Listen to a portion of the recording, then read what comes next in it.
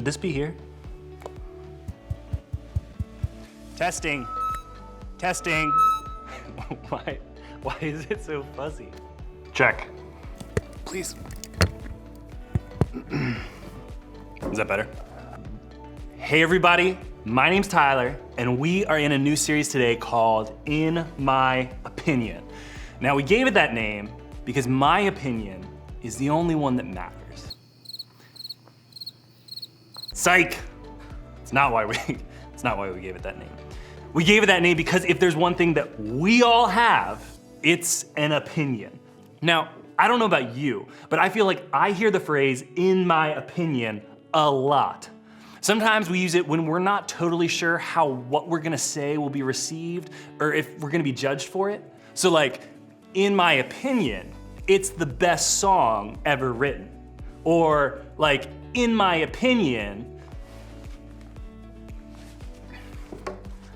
those are the coolest sneakers I've ever seen. Or, in my opinion, that math test was awful. The one with the long division. I hate long division. We might use that phrase when we don't want other people to judge us, but it works both ways. Sometimes we use it to give ourselves permission to be the ones passing judgment. Like adding in a quick, well, in my opinion, makes us feel free to say whatever we really think. In my opinion, she's too clingy. In my opinion, that guy's a real jerk. In my opinion, that movie is so nerdy. See, on their own, those thoughts are merely judgments we've made about other people. But when we present them as opinions, we suddenly feel better about sharing them. So just to be clear, there's nothing wrong with having an opinion, both having one and sharing one. The problem is that sometimes what we call an opinion is really just a judgment.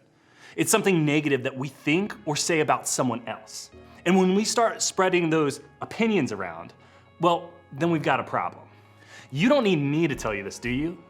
As middle schoolers, you know exactly how much time people spend spreading their opinions around. You know better than most just how often students talk or gossip about each other. So why is it that we find gossip such an easy thing to do? Why do we feel so free to talk about each other? Well, I think honestly, it's for a few reasons. For starters, I think sometimes our insecurities, yes, I have insecurities, you do too. Well, insecurities sometimes motivate us to gossip. We talk about other people so that nobody points out what's wrong with us. After all, it's easier to focus on the insecurity of others than let them know what we're insecure about. Or maybe we gossip because it's a way to bond with our friends. If we can contribute to the conversation with a good piece of gossip, we feel like we've got an in with the people that we're talking to. And isn't it better to feel in than it is to feel out? Maybe we gossip because honestly, it's fun. We like to be the first to know a good story or crazy rumor or piece of information about someone else. There's just something exciting about being in the middle of the stuff that's happening at school or in our friend group or maybe even in our family. And because of that, we talk about it. Or maybe, for some of us, gossip is about competition.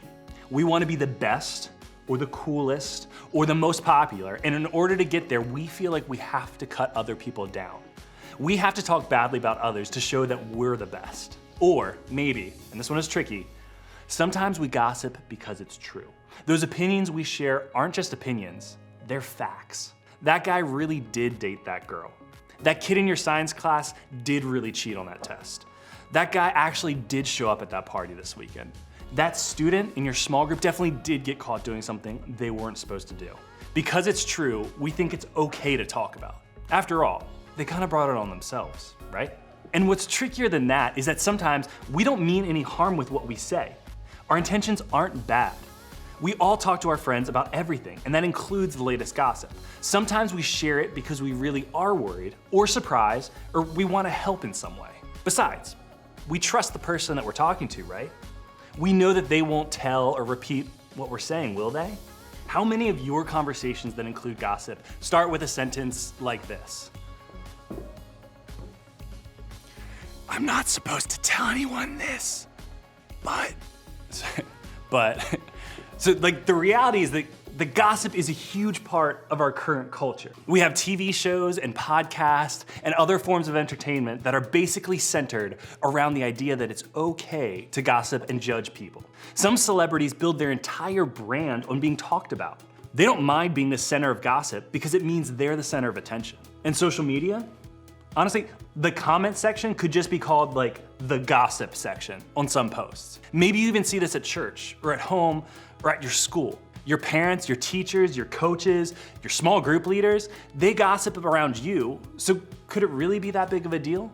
I think we all know the answer to that question is yes. We know because we've seen gossip go so bad. We've seen the consequences and the hurt and the embarrassment it's brought on somebody else. Maybe we've even experienced it ourselves.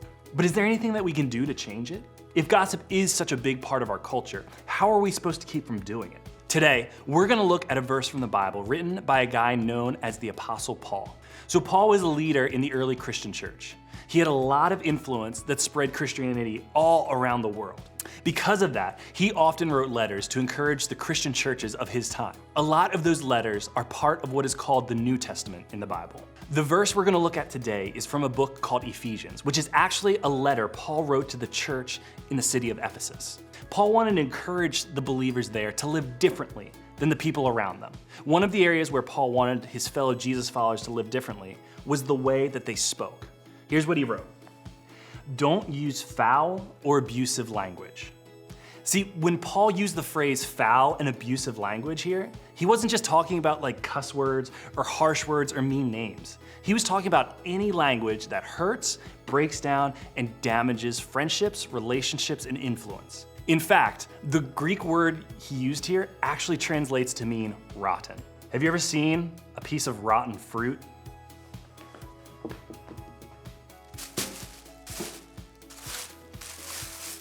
Well, it's disgusting, it smells bad, it turns a nasty color, it attracts flies.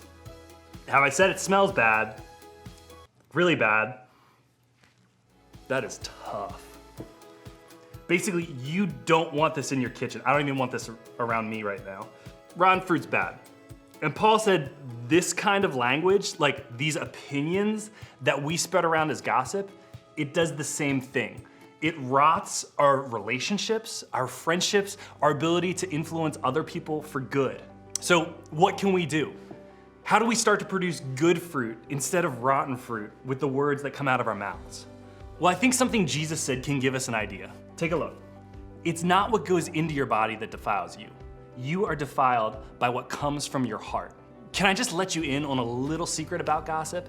It's not really about the person you're talking about. Gossip is really about what's happening inside of you. It's about what's happening in your heart. That's what Jesus was saying here. When we use language that hurts or speaks badly about somebody else, the kind of language that rots, that's happening because of something similar, something rotten going on in our own hearts. When you talk badly about someone or speak with the intention of hurting or embarrassing or just shaming them, it doesn't necessarily show something rotten about that person. It shows that something rotten's happening inside of you. Now, I don't know about you, but that's not the kind of fruit I want to produce in my life. So if we want to change our words and stop gossiping, we've got to check our hearts. We've got to ask ourselves, what's going on inside of us that makes us want to say those things? And then we've got to make a choice to change our language. But here's the truth. When it comes to gossip, you can choose not to participate. You can choose not to speak words that hurt or shame or embarrass someone else. And here's what I love about this. Paul didn't leave us to figure it out on our own. If we go back to his letter one more time, he gives us a tip on exactly the kind of language we can choose that's not only better for the other person, but better for ourselves. He says, let everything you say be good and helpful, so that your words will be an encouragement to those who hear them. So instead of gossiping, Paul says we can choose words that are good and that are helpful. We can choose to say things that encourage not just the people that we're talking about, but anyone else who hears what we say. In other words, we can choose words that help others, not words that hurt others. When you love and care about other people first, when that's the attitude in your heart, you'll stop yourself from saying the negative things. You'll think about them before you. You'll stop the gossip before it starts. So remember, Choose words that help others, not words that hurt others. Gossip is going to be all around you, and everyone else might be doing it. But you get to choose if you contribute or not. In fact, you have the power not to do what everyone else is doing. You have the power to choose words that build up instead of tear people down. I'm not saying it's going to be easy, but just because gossip is fun or natural or true doesn't mean it's good. And you don't have to do this on your own. God's very Spirit lives inside of you, and He'd love to help you choose to speak life instead of words that rot. So, ask Him for help. So next time you find yourself about to give an opinion you know is nothing more than gossip, I want you to stop and ask yourself this. Why do I want to say this? What's happening in me that's making me want to say this thing to or about someone else? What does this show me about my heart? Identify where your desire to gossip is coming from. Then, give yourself a new filter for your words. Use the one Paul gave us by asking, is this helpful? Is what you're about to say helpful to somebody else? Is it going to build up or encourage? Is it going to bring good fruit instead of this? If the answer to any of those questions is no, then that's probably a sign that you don't need to say it. Let that stop you from saying it. We should choose words that help others, not words that hurt others. So today, as you leave, I want you to think about this. What's one reason I tend to gossip?